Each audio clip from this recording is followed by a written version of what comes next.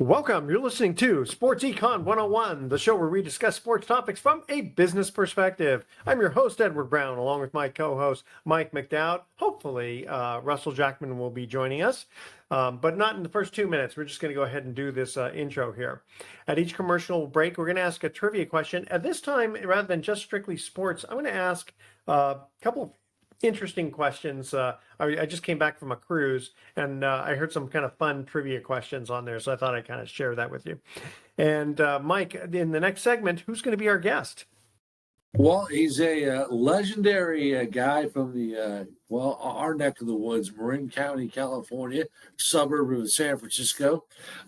He's a tennis guy. He was on the ATP tour. His name is Aleco Preovolos. Aleco is a guy that went to a high school rival of ours, Edward. I'll tell you what school that was.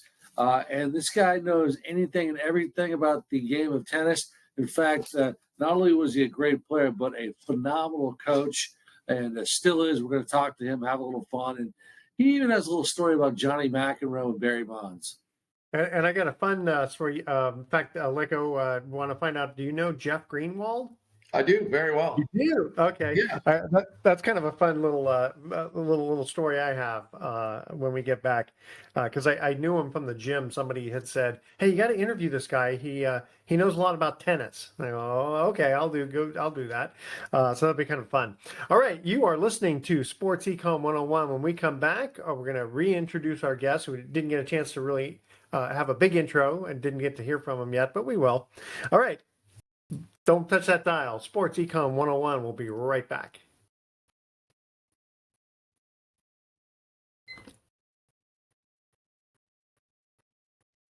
Welcome back to Sports Econ 101. I'm Edward Brown along with Mike McDowd. Not sure where Russell is. We'll see if he's probably doing some lawyering work right now, and so we'll have to see if he joins us. Michael, would you please reintroduce our guest? Yeah. Hey, listen, before I do that, I got to say something to you, Edward. History was made. I'm in Georgia this morning, but in the state of Florida, Lake Mary, they won the Little League World Series. They beat Taiwan, Taipei over the weekend. And actually, check this out, Edward, and Aleco, who's also our guest, is in Florida. They became the first team in the history of the state of Florida to win a Little League World Series. How about that? That's awesome. That's awesome. Yeah. And it's interesting because, I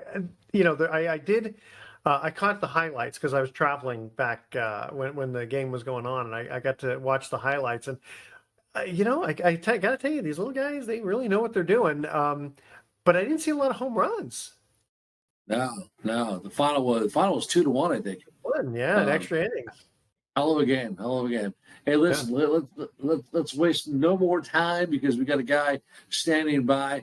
I want to introduce him. His name is Aleco Preovolos. He is a graduate of the high school in Marin County called Redwood High, class of '83. He's inducted into the High School Hall of Fame. He's also one of the all-time great tennis players in the history of the University of California, Davis. He played, he's inducted into their Hall of Fame. He played on the ATP Tour from 1993 87 to 1993. And I believe Aleco grew up in Larkspur. He was also a U.S. Davis Cup coach with Johnny McEnroe. He knows about everything and anything in the game of tennis. Aleco, welcome to the big show, coast to coast, border to border, and worldwide. Thank you, gentlemen. Pleasure to be here. Yeah, glad to have you here. So let me say this real quick little fun story. I've been doing this show since 2013, I think it is. And I was at a gym and someone had said, "Oh, you got to meet this guy, Jeff Greenwald." And okay, well, he knows a lot about tennis. All right, fine. And so I'm talking to him and he's very, very humble. And he's doing like sports psychology now, I believe it is. But this is going back some years. And so I said, "So you know a lot about tennis? Are you any good?" Because I didn't know anything about it, right?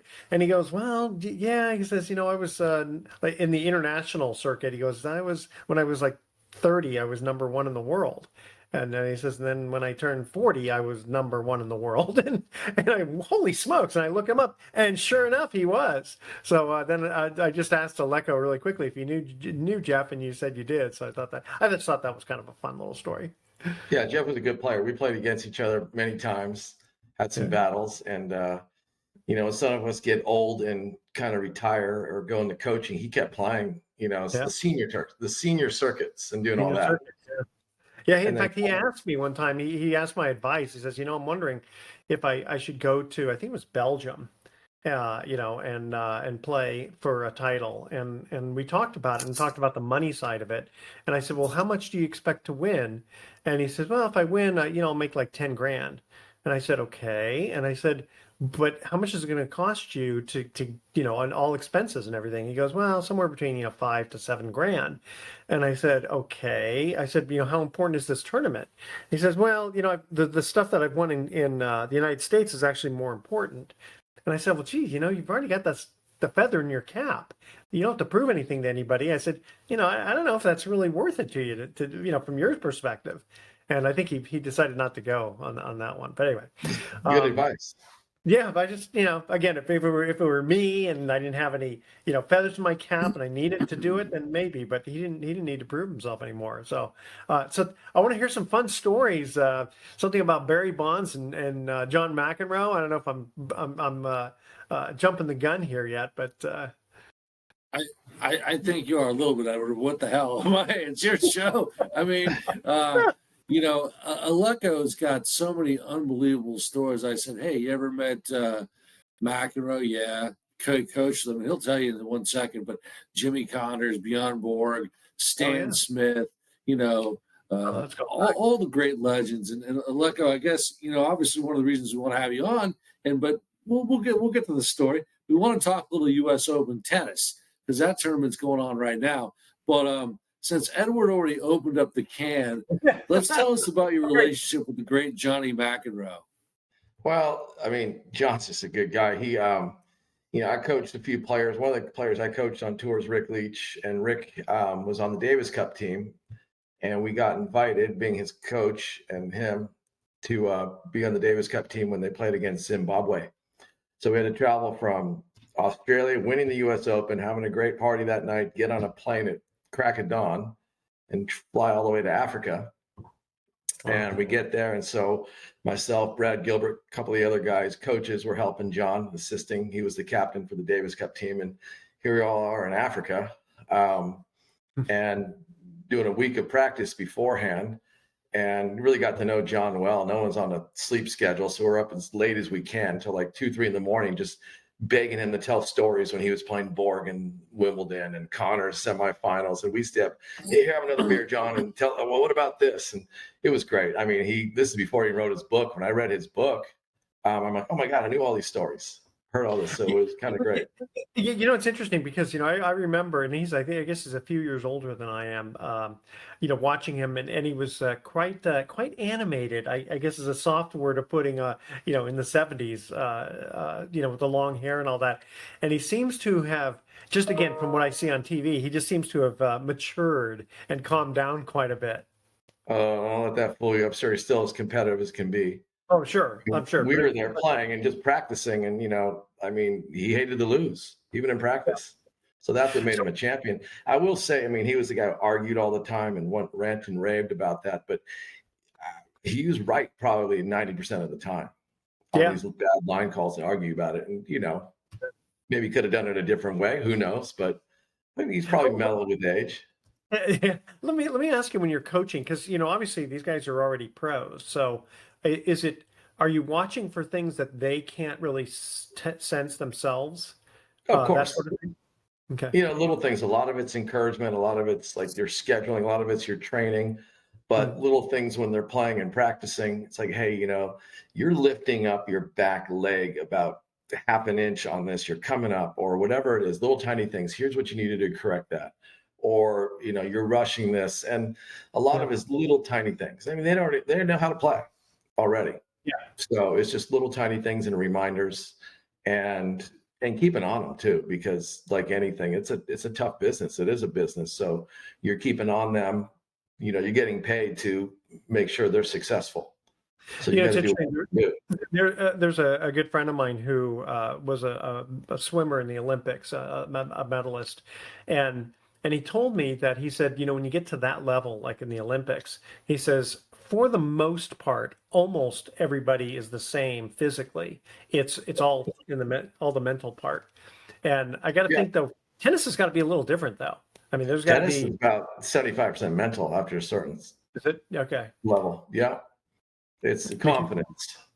Yeah, because you get certain players who, I only know a little bit about tennis, but you got to figure that guys who are a lot taller are going to have a certain advantage being with their serve. As an With their example. serve, they have a disadvantage on some of the ground strokes and the lower balls and little things like Yeah, that. makes sense. I mean, before we get to that Mac story, I'll tell you if we had a quick second, or I'll wait. I think let's go to our break because Okay. I don't want to catch you up in the middle of your stories there. Okay, so here is our first trivia question, and again, just as a reminder to our co-hosts here and guests, if you know the answer, don't say anything yet. Right? This one I was really kind of surprised at. What is the smallest ball used in sports? And we're not going to count marbles, okay? Because that's kind of technically not really a sport. All right. Email Edward at SportsEcon101 the answer to this question. What is the smallest ball used in sports? All right. Stay with us. You're listening to Sports Econ 101. Don't touch that dial. We are going to be right back.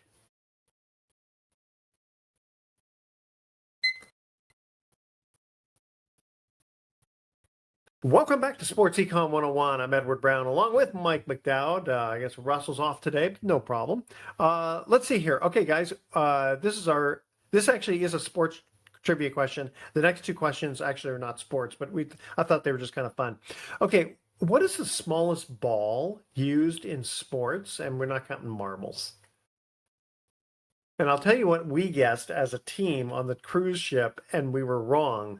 But what do you think it is, guys? Actual sports? Yeah. I didn't even say ping pong, but That's what we thought. yeah. We thought a ping pong ball was the smallest. But you ready for this? Now, this surprised me. A squash ball is 1/100th of an inch smaller than a ping pong ball. And I'm thinking, Wow. I thought it was between like, smaller than a tennis ball, but and smaller than a handball. But I didn't realize this squash ball was that small. Interesting. Okay, that's our trivia question for number one. Mike, want to reintroduce our guest?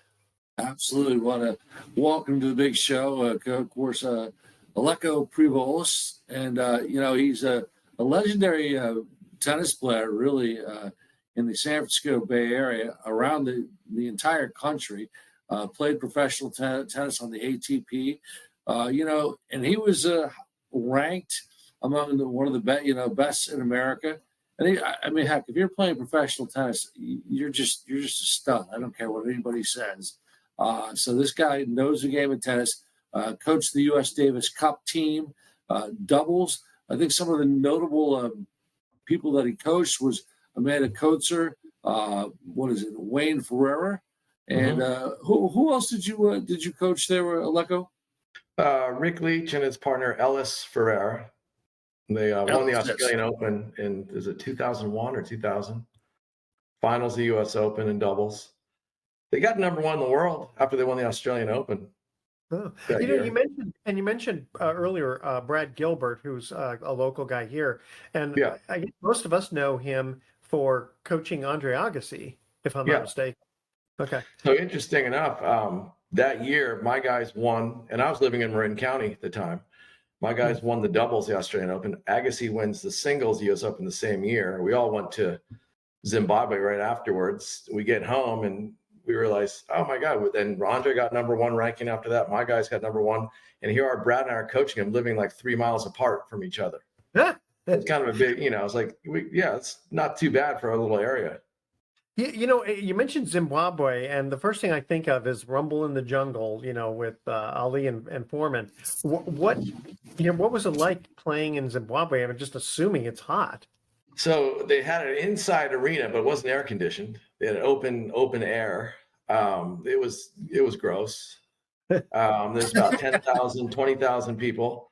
The smell was not great. In fact, when Andre was playing singles, it's just, I shouldn't even say this, but he walks back, he comes over, he goes, I don't feel very good. And he walks back to the back bushes. And he goes, it smells just atrocious. He walks back to the planters and threw up. Yeah. And he came back and he asked me for a Jolly Rancher. He goes, I know you got a Jolly Rancher. He gave me a Rancher. I'm like, so he's playing the rest of the match with a Jolly Rancher in his mouth so he wouldn't throw up. So, Wow. yeah. Now, the Zimbabwe, did they actually have any players, or They had, was it the Black brothers, Byron and Wayne Black, who played at USC, and this other guy, Kevin Hilliard, they're all top college players. They're all really good, phenomenal players. So they hung in there pretty well against us. But who's the best player you ever coached? well, probably Wayne or Amanda Kutzer. She got as ranked as high as 4 in the world. Wayne got as ranked as high as number 9. And very different coaching the women's tour and men's tour. Yeah. One of the things when you talked about coaching and you asked about what do you say or what do you do, and the first time I worked with Wayne was actually, we were at home, he was living in Berkeley, so we're at Cal Berkeley practicing there, and he said, all right, coach, so what do you think? And Wayne had one of the best forehands you'd ever seen and beat Sampras a number of times. And I said, well, everyone says your forehand's great. I go, your backhand's horrendous. I don't know how you got to rank this high with this horrendous backhand. Just let's fix it. Let's switch it to the left hand. Let's teach you how to do it right. And we taught him how to, to do it right a certain way. And he finally beat some guys he never beat before. And the funny thing is, the way I talked to him, he was like, I got your backhand sucks. I don't know what, everyone's been, blowing smoke up your tail all these years, but we got to fix that. And he said, man, if you said that to Amanda when you were coaching, you've been fired on the spot. I go, yeah, probably. Really? Difference between how you communicate with men and women, I mean, so I was trying to tell my kids, be nice to your mom and communicate in a really nice way. What you can say to your brother, you can't talk to your mom like that. So, or your girlfriend. Wow. I mean, I kind of get it, but it didn't sound like it was that aggressive. I mean, there's no. I mean, he was probably being facetious and funny that way, but I don't know. Nowadays, it's really tough. You never know. Yeah. Well, getting on to the the men-women thing, I don't know if we've seen it yet. Have we seen a man who is claiming to be a woman and playing against women yet? I know we saw it in boxing in the Olympics, which is really dangerous. Tennis isn't going to be as dangerous, but have we seen that yet? No. Well, I mean, back in the 70s, remember Renee Richards? Dr. Renee Richardson, yeah. Yeah. Had the operation, the chains, and played on the women's tour. But forgot about that. Yeah. But as people would claim, he wasn't very good as a player to begin with on the men's side.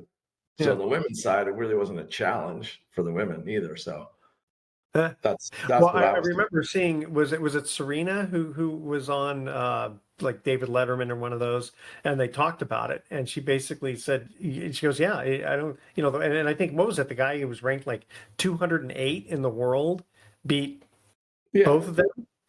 Yeah, and it's nothing against women, but it's just the idea that there's so much difference in the physiological part of the human body of a man versus a woman. That's all. Yeah. No, it's a big difference that way. It's just, there's obviously some phenomenal women and phenomenal athletes, but it's just, like you said, the physiology of it is just different. Well, I really appreciated Serena's humbleness when she just said, yeah, I maybe score, a few points. And I can't remember who she was talking about at the time, but it was very, and she was number 1 in the world. So it was very. When Chris Everett was number 1, she says, I can't even beat my brother who doesn't even play top 5 on his college team. So I remember her saying that. Okay. Yeah. Very interesting. Very interesting. Wow. So one last thing. I gotta think that when you're, because what you're doing full time now, are you treated almost like a god as you're walking around the club? Oh no, not at all. Okay. It's most people don't even know my background or my history of tennis.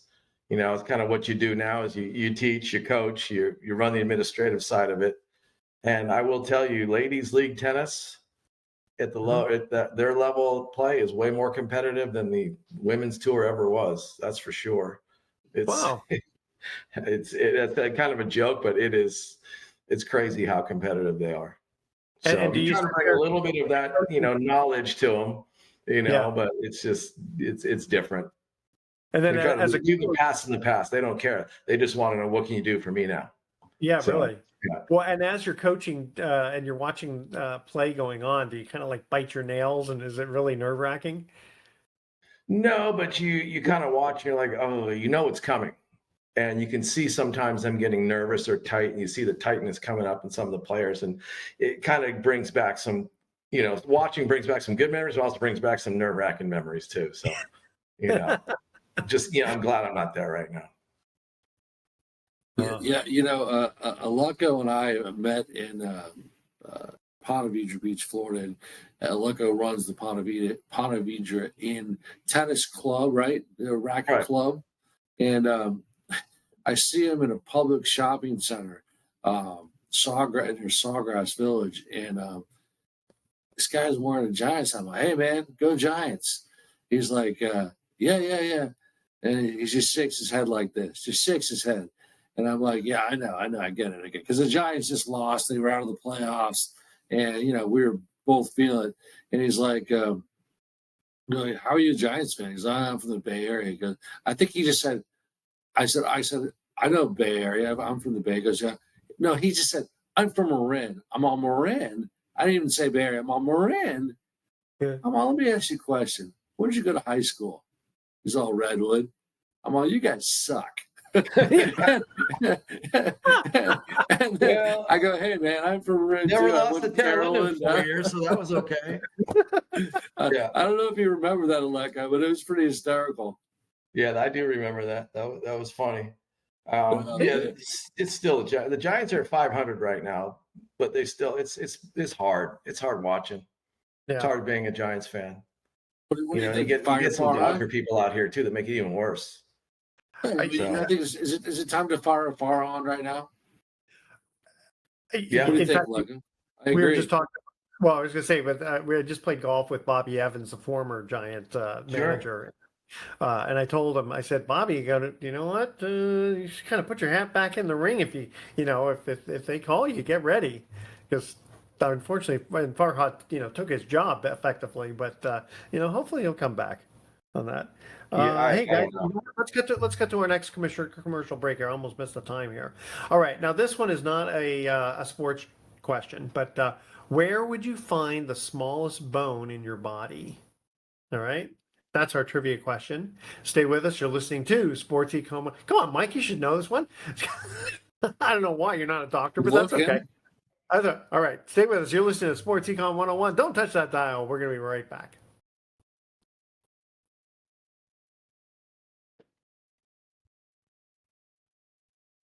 Welcome back to Sports Econ 101. One more time, I'm Edward Brown, your host, along with Mike McDowd and our special guest, who Mike will reintroduce. Let's see here. Keep everyone in suspenders, right? Okay. Second trivia question: where would you find the smallest bone in your body? It's got to be your ear. In your ear. Very good. All right. Nice. Our guest is batting 500. All right. Well, Okay. he went to UC Davis, so there's an upside to that. Yeah, I never knew where the library was there, but other than that, it's all good. All right, Mike, go ahead. Take it from here. All right, Aleco Preovolos is our guest, distinguished tennis professional and coach here in the United States, and hails from the Bay Area. Specifically, I think you grew up in Larkspur, right, Aleco? I did. Yeah. So, and Larkspur, California, is a suburb of the San Francisco Bay Area. For those people listening all over the nation and worldwide via our U.S. military. But Aleco, really happy to have you on the show.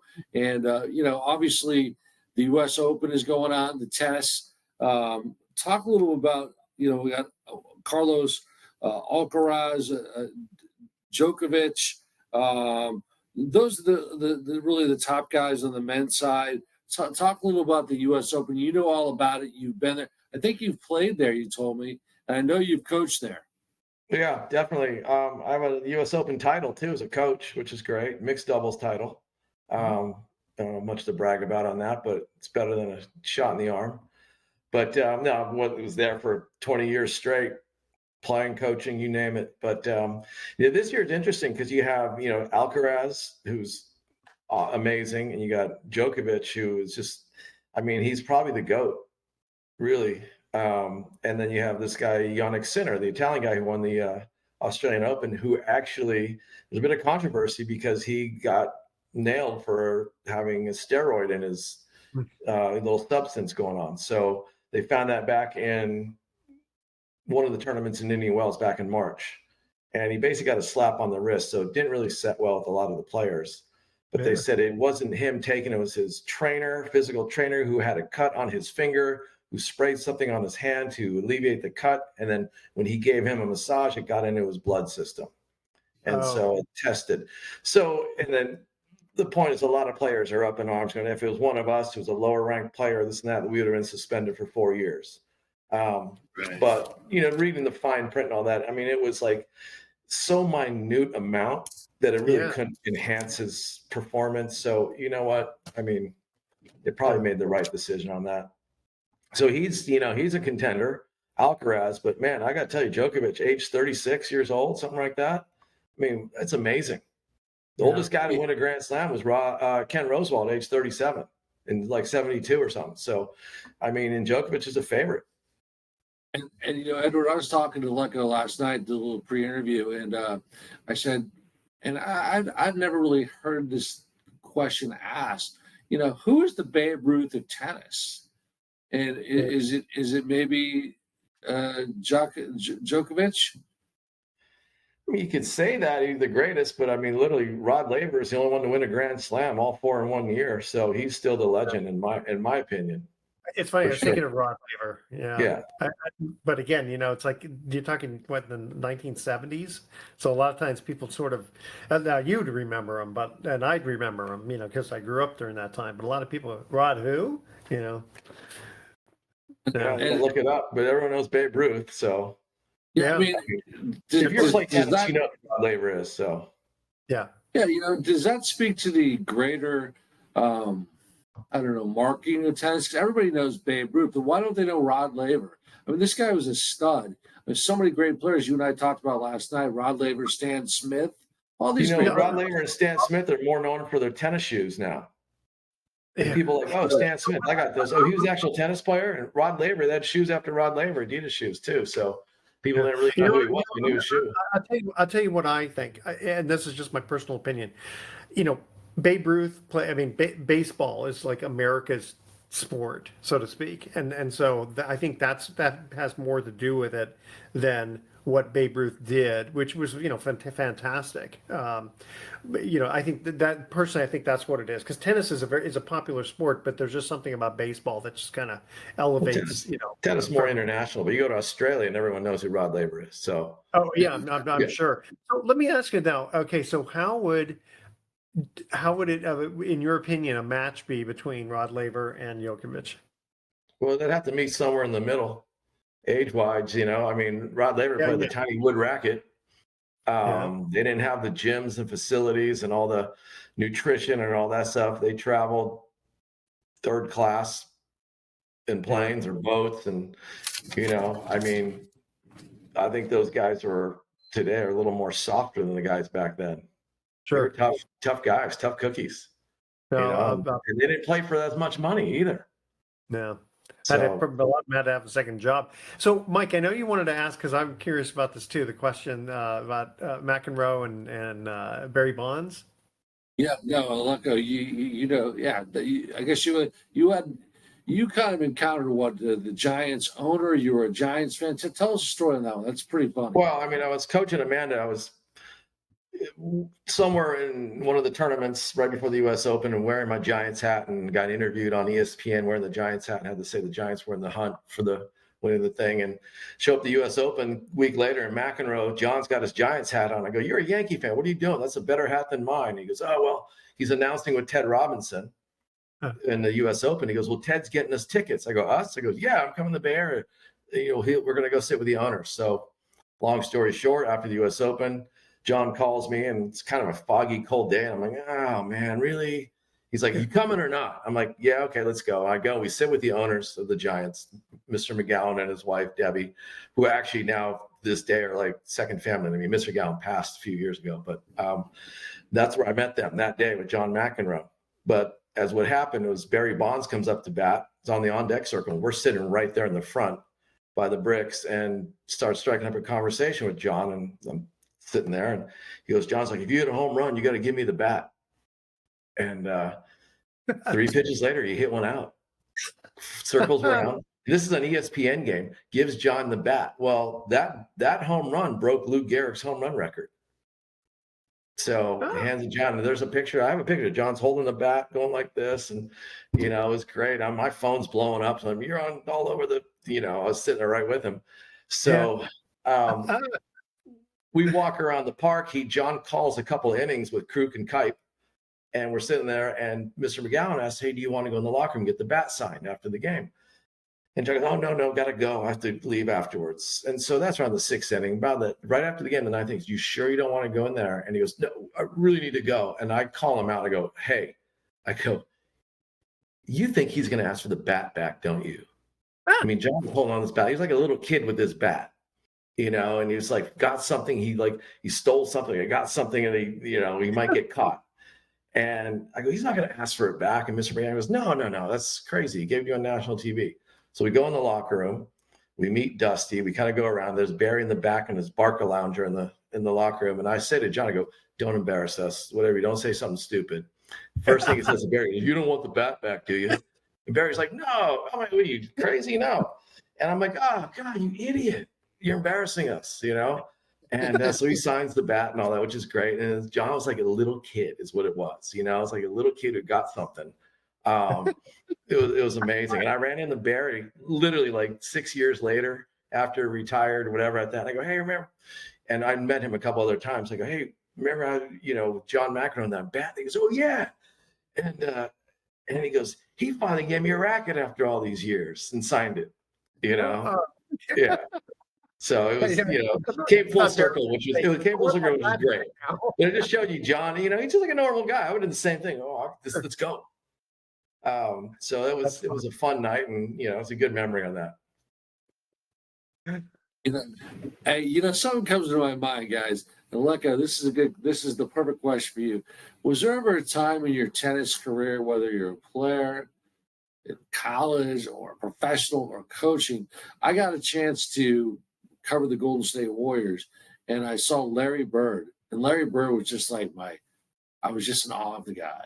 I've interviewed pretty much every other player except Larry Bird, and he was injured at the time, and I said, oh my God, that is Larry freaking Bird. That's Larry.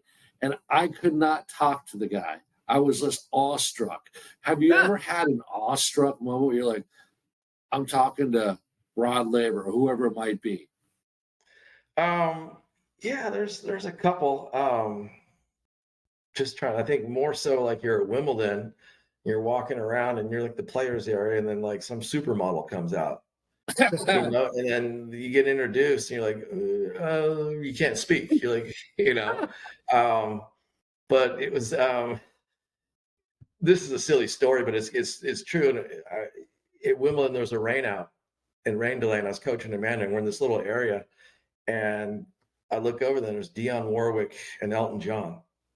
Oh, wow. And so little did she know, I actually was really good friends with Dion's son, David Elliott.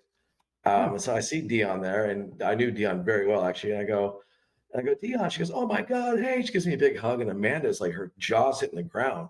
And Dionne's like, what are you doing? I'm like, here at Wimbledon, this is great. She goes, I want to introduce you to Elton John. I'm like, hello, Mr. John. Yeah. It's like, I just froze. I'm like, yeah. And then Amanda's sitting there like, here she's top 4, 5, 10 in the world, and she didn't know what to say. She's like shaking in her boots. That's great. Elton John right there. And he could have been nicer. He could have been nicer, like normal. Huge tennis fan. He's a huge tennis fan. What were they before superstars? Right. Yeah. That everyone. And he's saying to Amanda, goes, I'm a big fan of yours. And she didn't know what to say. She's, like drooling, Sure. So That's fun. You gotta love that. Let's see here. Okay, I want to ask our trivia question now, even though we have a little bit of time, because I've got a little of my thought for the day is a little bit longer than it normally is, and you guys are going to get a kick out of this one. Okay, here's our third trivia question. What character first appeared on a Coke can? You have to go back in time on this one. Email Edward at sportsecon101.com. After you hear this, you'll probably go, oh, yeah. It's one of those sort of things. All right, stick with us. You're listening to Sports Econ 101. Don't touch that dial. We are going to be right back.